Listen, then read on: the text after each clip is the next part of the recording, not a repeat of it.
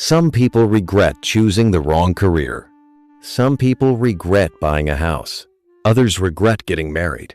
Some regret getting tattoos. And all these people are allowed to talk about their regrets.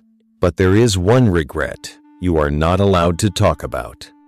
Not openly, not honestly, and not without being judged or even torn apart. And that is regretting having children. If you say it out loud, people will attack you.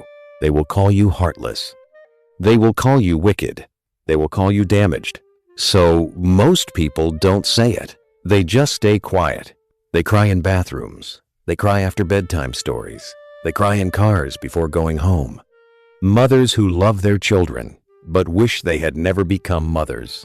Fathers who feel trapped in a life they never chose. They just inherited it. And here is the truth. Many people don't have children because they deeply want to. They have them because nobody ever told them they had a choice. We live in a world where parenthood is presented as the final destination of life, the climax, the proof that you have arrived. If you don't have children, people look at you like something is missing, like your life is incomplete, like you failed. And did you know it starts early? Little girls are given dolls. Little boys are taught to protect their family. Cartoons end with marriage and babies. And as we grow older, we hear questions like, when will you marry? When is the baby coming? Your time is going. But nobody asks, do you actually want this? They just assume the answer. They just assume you want children. So, you follow the script. You don't even know it's a script. You think it's destiny. But this video is not here to attack parents or parenting. It is not here to insult children either. It is here to talk about truth. The kind of truth we hide under filters, under smiling family photos, under matching outfits. Because if you go deep enough, you find something uncomfortable. Having children is the most irreversible decision you will ever make. And nobody tells you the full story. They don't tell you about the exhaustion. They don't tell you about losing yourself. They don't tell you about resentment. They don't tell you about the financial pressure. They don't tell you about the emotional weight. They don't tell you that once you say yes, there is no return, no undo button, no break, no pause. You are in it for life, and most people enter it blindly. We are sold lies that children bring automatic happiness, that they give life meaning, that they fix broken relationships, that they complete you. But look around. How many parents are truly fulfilled? How many are just surviving? Philosopher Ora Donath interviewed dozens of women who regretted motherhood, not because they hated their kids, because they hated the life they lost. They loved their children, but they mourned themselves, and society gave them no space to talk. Because motherhood must be holy. Fatherhood must be heroic. You are not allowed to say you are tired. You are not allowed to say you are drowning. You are not allowed to say you are empty. You must smile and suffer quietly. But what if we told the truth before the child is born? What if we asked better questions? Do you want a child, or do you want purpose? Do you want to raise someone, or do you want to feel needed? Do you want parenthood, or are you afraid of being alone? Do you want a baby, or are you running from emptiness? We don't talk about conditioning, but it's everywhere. Religion says, multiply. Culture says, legacy. Family says, give us grandchildren. Society says, don't waste your life. Romance says, a baby will fix us. None of these are good reasons to create a life. Because what you're really doing is assigning someone to a permanent role in your emotional story without their consent. A woman once said, I had a child because everyone said I would regret not having one. Now, I regret having one, and nobody warned me. A man said, I never wanted kids. She did. I didn't want to lose her. Now I've lost myself.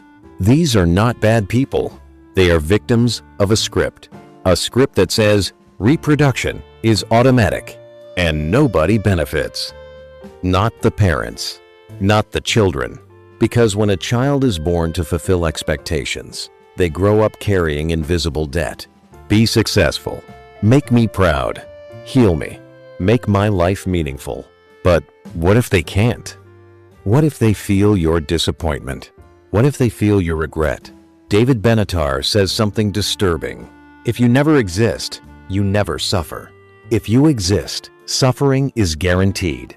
Illness, loss, rejection, aging, death. So why do we decide that for someone else? You might say, but I'll love them. How lovely. Love does not cancel suffering. Even loving parents hurt their children. Through pressure, through fear, through expectations, through unresolved trauma, we pass wounds forward. And most people never heal before becoming parents. Parenthood is God-like power. You decide if someone will experience pain, and we treat it casually, like a milestone. Can you afford to raise a child with dignity? Not just money. Emotionally, mentally, psychologically. Can you protect them from bullying, from systems, from social media, from depression? Can you accept if they disappoint you? These questions are not cruel.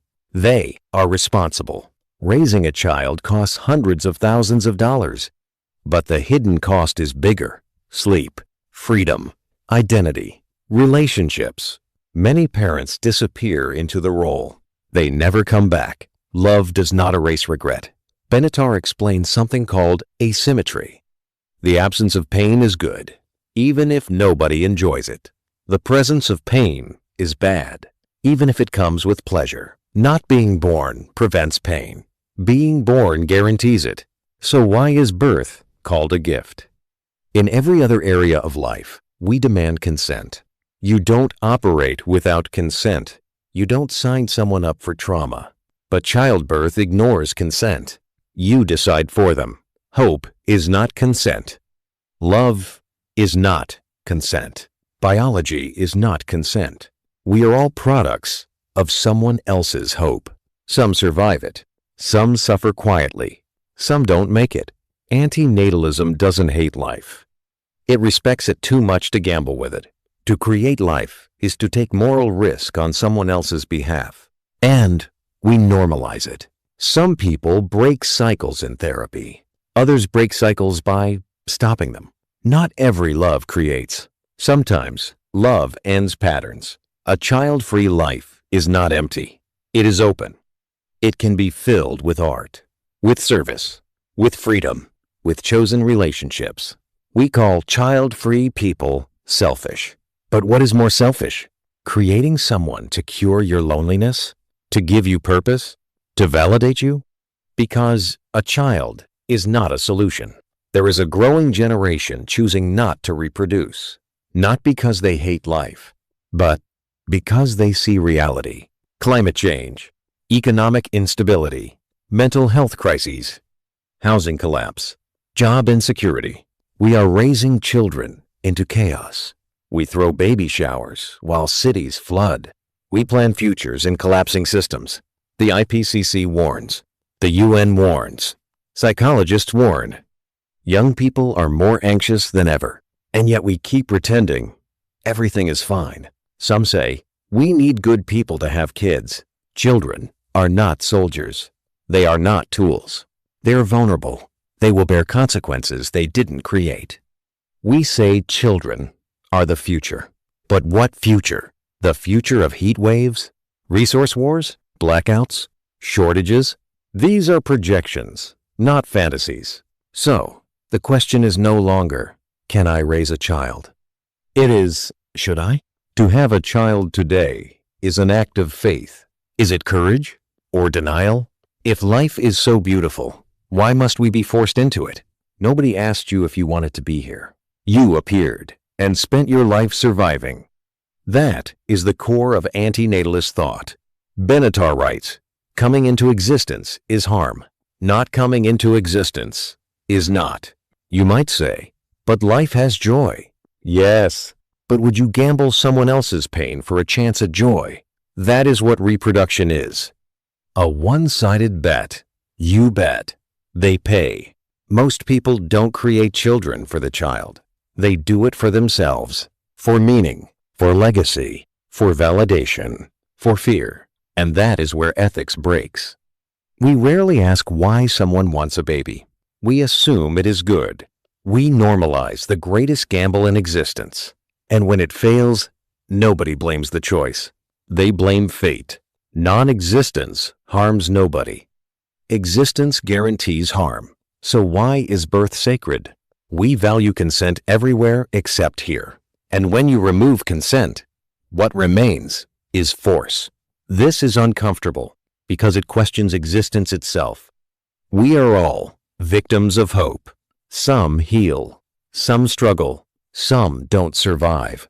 Antinatalism says life is too serious to distribute casually. Some end trauma in therapy. Some end it by stopping it.